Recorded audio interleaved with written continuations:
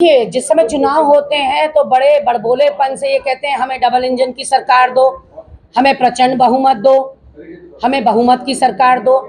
मणिपुर में भी ये गए, मणिपुर में भी यही सब कहा। मणिपुर की जनता से भी कुछ दावे और वादे किए, टॉल प्रॉमिसेस किए, जैसे आपसे किए गए थे। 2014 में आपसे कहा गया था काला धन वापस लाऊंगा, आपसे कहा था 100 स्मार्ट सिटी बनाऊंगा, आपसे कहा गया था 2 करोड़ नौकरियां हर साल दूंगा, आपसे कहा गया था कि 15-15 लाख दूंगा, आपसे कहा गया था कि किसानों की आय दुगनी करूंगा, आपसे कहा गया था कि भगोड़ों को वापस लाऊंगा। लेकिन आज आप बताइए ना, रुपये को डॉलर के बराबर बना दूंगा।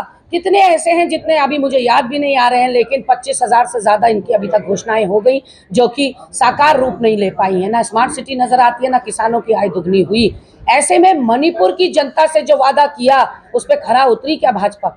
आज 3 महीने हो गए, 78 दिन बाद 4 मई का एक वीडियो वायरल होता है जिसमें 2 महिलाओं के प्राइवेट पार्ट्स के साथ ना सिर्फ छेड़खानी कर रहे हैं युवा, बल्कि उनके साथ गैंग रेप किया गया, उनको सार्वजनिक तौर पर परेड कराया गया।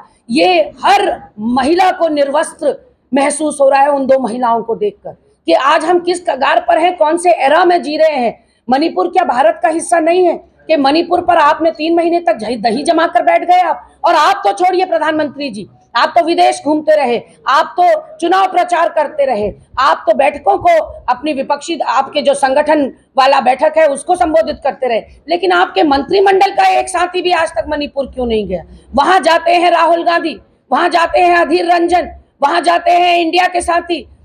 राहुल गांधी, आप चाहे उन्नाव ले लीजिए, चाहे लखीमपुर खीरी ले लीजिए, चाहे हाथरस ले लीजिए, कहाँ नहीं जाते? जहां वो दुखी को देखते हैं, शोषित को देखते हैं, वहां पहुंचते हैं। आज उत्तराखंड भी अछूता नहीं है। उत्तराखंड के उत्तरकाशी जनपद के 4 दलित बेटियों का बलात्कार हो गया 2021 और 22 में। क्यों छुपाई गई ये खबर जनता से? क्यों छुपाई गई ये खबर पत्रकारों से?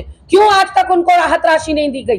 पुरोला में, धरासू में, चिन्याली सोन में, डूंडा में 4 नाबालिग दलित बच्चियों का बलात्कार हो गया, उनको राहत राशि नहीं पहुंचाई गई, उनके अपराधियों को सजा हुई या नहीं हुई कुछ पता नहीं। तो ऐसे में ये सरकार ढकाने छिपाने वाली सरकार है। स्मृति ईरानी को आप देख लीजिए, सारे मुद्दों पर चुप रहती हैं, अचानक से चीखो पुकार करती है संसद भवन के अंदर। यहाँ महिला मोर्चा को देख लीजिए, अंकित आर्या, पुलकित आर्या, विनोद आर्या का पुतला फूको, संजय कुमार का फूको, अपने संगठन महामंत्री का जिसने 3 साल तक यौन उत्पीड़न किया अपनी कार्यकर्ता का। फूकना है तो महेश नेगी का फूको, द्वाराहाट के विधायक का जिसने एक लड़की से बिना शादी किए उसे बच्ची की मां बना दिया। फूकना है तो सुरेश राठौर का फूको जो आपका विधायक है और जिसके ऊपर आप ही की महिला कार्यकर्ता ने मोलेस्टेशन का आरोप लगाया। तो इनकी सूटेबिलिटी की राजनीति समझ से परे है, इनकी पिक एंड चूज की राजनीति समझ से परे है कि ये महिला मोर्चा सिर्फ और सिर्फ विपक्षी दलों के नेताओं पर हमला करने के लिए। अचानक इनका जमीर कैसे जागता है, अचानक इनके अंदर की महिला कैसे जागती है? यदि आप हर एक के लिए, हर एक महिला के दुख में उसको सशक्त करने के लिए, उसके सम्मान की रक्षा के लिए सड़कों पर उतरती तो हम आपको सल्यूट करते। लेकिन आप 10 महीने तक मुंह में दही जमा कर बैठी हैं अंकिता प्रकरण में, इसके लिए उत्तराखंड आपको माफ नहीं करेगा।